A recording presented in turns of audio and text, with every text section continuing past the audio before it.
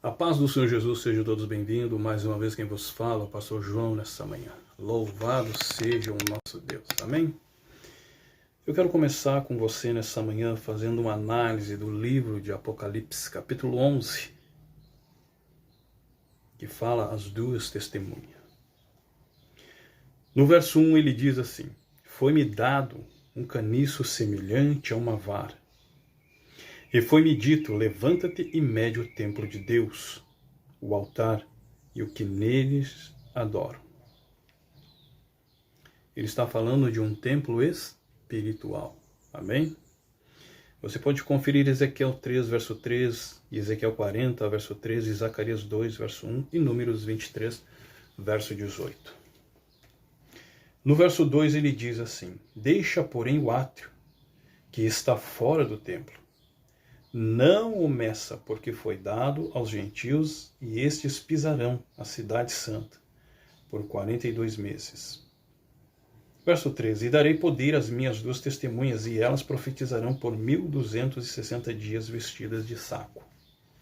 Verso 4: Estas são as duas oliveiras e os dois candeeiros, que estão diante do Senhor da terra. Se alguém lhes quiser causar mal, das suas bocas sairá fogo, e devorará os seus inimigos. E se alguém lhes quiser causar mal, importa que assim seja morto. Amém? Apocalipse nessa manhã, no capítulo 1, está nos dando uma orientação. Amém? Aqui ele está nos dando uma orientação nessa manhã, aonde João recebe, amém? Uma ordem de pegar uma cana para medir o santuário de Deus, que é o seu altar, e o que naqueles adoram. Amém? Agora, o que certamente implica aqui que haverá alguma espécie de templo em Jerusalém. Nessa ocasião se faz a declaração de que a cidade, santa aqui será pisada por 42 meses. E um período de tempo que também se encontra em Apocalipse 13, verso 5. E é idêntico aos 1260 dias, de Apocalipse 11, verso 13 e 12, verso 6. Eu entendo como sendo a primeira metade do período dos 7 anos da nossa dispensação, ocorrendo a grande tribulação na segunda metade, quando o anticristo exercerá o poder, o quê? Universal. Até aí você consegue entender? Até aí você consegue discernir? No verso 3, no verso 3 aqui, ele fala de duas testemunhas que aparecem, correto? Tem duas testemunhas que aparecem agora enviadas por quem? Por Deus, a profetizar o que é nesta cidade. Embora não sejamos informados da natureza de suas mensagens, elas são comparadas às duas oliveiras e castiçais no verso 4, que é descrito em Zacarias 4, e recebem poder sobrenatural tal como Elias e Moisés, 1 Reis 17, verso 1. Agora, para matar seus inimigos, provocar seca, transformar água em sangue e ferir a terra com praga, a seu bel prazer. Nos versos 5 e 6. Amém? Agora, quando elas terminarem a obra de que Deus as encarregou, a besta que surge do abismo pelejará contra elas e as vencerá e matará, no verso 7. Agora, os corpos desses dois profetas são colocados na praça dessa cidade, e homens de toda a terra virão, olhá-los durante 3 dias e meio, participarão de um regozijo quase que universal por causa da morte desses homens que os atormentaram e que agora pensam eles que estão destruídos, no verso 8 e 10. E para espanto dos seus inimigos, passados 3 dias e meio, Deus os levanta e os chama para a glória, e eles sobem para o céu em uma nuvem. E isso também está no verso 11 também, nessa manhã. Amém? A pergunta é: quem são essas duas testemunhas? E as respostas têm sido muita, não é verdade? O texto não permite de modo nenhum, eu creio categoricamente, que é uma interpretação referindo-se a um movimento, ou como Lange insiste, ao Estado cristão, a igreja cristã, pois onde encontrar um Estado cristão atualmente? Ou ao Velho Testamento ou ao Novo Testamento, ou à palavra ou ao Espírito cristão. Fiéis como creem, Eu acho que essas testemunhas devem ser consideradas como indivíduos. Muitos afirmam que são Moisés e Elias, outros que são Enoque e Elias. Mas com referência a tais opiniões eu concordo com a posição, né? Que é extremamente improvável que aqueles santos, depois do século da bem-aventurança, no céu sejam enviados para a terra para dar testemunho aos judeus e gentios. Né? Agora, francamente, acho que nada ganhamos em prolongarmos debate em relação à identidade delas, né? Que são duas testemunhas enviadas por Deus e revestidas, né, por Ele de grande poder. Bom, embora aqui, sobre esses povos, tribos, nações que olham para aqueles corpos mortos nos versos 9 e 10, né, que continua digno de nossa atenção, a palavra que blepo, isto é, olhar para não olhar, né, para não indica que as nações simplesmente os verão, mas dirigirão seus olhos para esta grande visão e arregalarão seus olhos diante dela. Mas como pergunta se os homens de toda a terra poderão se regozijar com a notícia quando apenas um intervalo de 3 dias e meio se colocará entre a morte e a ressurreição deles? Não é perfeitamente concebível se o telégrafo elétrico tivesse expandido com a rapidez dos últimos anos. Atualmente, né, com a televisão à disposição de todos, podemos entender melhor essa passagem. Aqui, as palavras aqui em relação a esses inimigos de Deus alegrando-se com a morte dos dois profetas do verso 10 provocam especiais cogitação. O mundo perverso não pode esquecê-los, simplesmente continua em sua obstinação. Mesmo quando estão, né, no final completamente licenciados ao mundo, aqui obstinado, não consegue deixar de lado o seu testemunho divino.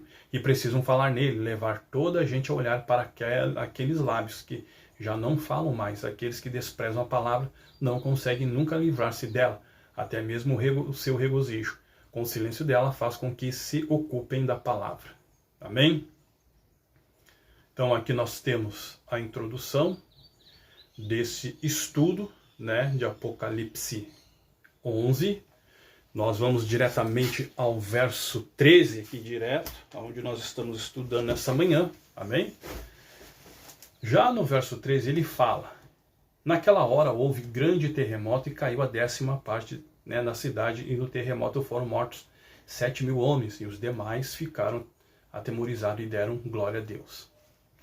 Nos versos 13 e 14 de Apocalipse, com a ascensão das duas testemunhas, Jerusalém experimenta um grande terremoto, resultado na morte de 7.000 pessoas, ao passo que as outras ficaram sobremodo aterrorizadas, deram glória a Deus do céu.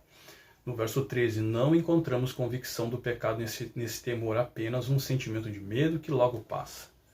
Falando aqui da 7ª trombeta e a cena no céu, no capítulo 11, verso 15 e 18, tal como na abertura do selo, quando o 7º anjo faz soar a 7ª trombeta, nenhum acontecimento imediato se segue e nenhum juízo imediato é o que é anunciado. Antes, como o soar dessa trombeta, tem uma cena no céu e faz-se uma das maiores declarações de toda a Bíblia referente a Cristo. O reino do mundo se tornou de nosso Senhor e do seu Cristo. Ele reinará pelo século do século, verso 15. O mundo inteiro aparece agora sob um só poderoso governo universal. Essa declaração aqui em seguida por o hino de louvor oferecido pelos 24 anciões ao Deus Todo-Poderoso. Essa é a única ocasião em que os anciãos são descritos prostrando-se diante de Deus com o anunciamento de que o reino de Deus, através de Cristo, está próximo. Recebemos aqui um resumo no verso 18. Dos acontecimentos que vão suceder às nações estão iradas, isto é, haverá uma tentativa de agressão com Cristo e os seus, né? Aqui, a ira de Deus está para se desencadear. Os mortos serão julgados. Os crentes aqui se dividem em 3 grupos. Os profetas, os santos e os que temem o seu nome serão recompensados. E destruidores estão para serem destruídos. A partir disto, pode-se concluir com certeza que conforme se aproxima o tempo de Cristo, né, a assumir a sua autoridade real sobre esta terra, o ódio das nações da terra contra o povo de Deus vai se intensificar. E a oposição aqui ao Evangelho vai o quê? Aumentar. Amém? Chegamos então no verso do 11 ao 19, que a maioria dos estudantes concordará que no capítulo 11, verso 19, deve ser considerado como introdução ao que está para ser revelado de Apocalipse 12. Aqui novamente, como no começo das passagens dos 7 selos, capítulo 4, verso 5, e das 7 trombetas, capítulo 8, verso 5, relâmpago, vozes, trovões e terremoto, que João vê agora no céu, um templo de Deus e a arca da aliança, que apresenta um problema de interpretação, que esta não poderia ser realmente a arca do concerto que esteve no meio de Israel durante sua viagem pelo deserto. Como alguns insistem, pois ela já não existia mais no tempo de Cristo. A palavra aqui traduzida para templo, naos, significa santuário, a parte interior do templo, quando a cidade santa descer do céu. Disse explicitamente que não haverá templo nela. Capítulos 21 de Apocalipse e capítulo 22, Nessa manhã eu peço perdão, peço desculpa, porque eu tive que resumir, porque o tempo também para mim já está se esgotando nessa manhã. Saudando a todos os nossos irmãos com a doce paz do nosso Senhor e Salvador Jesus Cristo, da Igreja Pentecostal do Coração de Deus nessa manhã. Amém? Quero mandar um forte abraço ao nosso pastor e fundador Leandro Severo, ao nosso irmão Elias, também na Argentina, e nossa irmã Rosa Riquelme, Adriano Bitoni, que tem feito um trabalho muito lindo lá em Moçambique, e também a nossa irmã Joana, pastor Sardar no Paquistão, aos demais irmãos, a todos os irmãos de Santa Maria. Amados irmãos, nos últimos dias tem sido corrido porque eu estou trabalhando com a evangelização. E como aqui na minha cidade estava chovendo, hoje eu não saí. Então aproveitei esse tempo, Os dias têm sido corrido para mim, Então eu não tenho feito muito lá, no WhatsApp e também aqui no Facebook e lá também no YouTube, por causa que eu tenho colocado a evangelização em primeiro lugar, a obra de Deus, amém? Mas que Deus os abençoe, quero agradecer ao carinho de cada um de vocês, que todos tenham uma excelente semana abençoada, no nome de Jesus. Que Deus abençoe, que todos fiquem na doce paz do nosso Senhor e Salvador Jesus Cristo. Amém?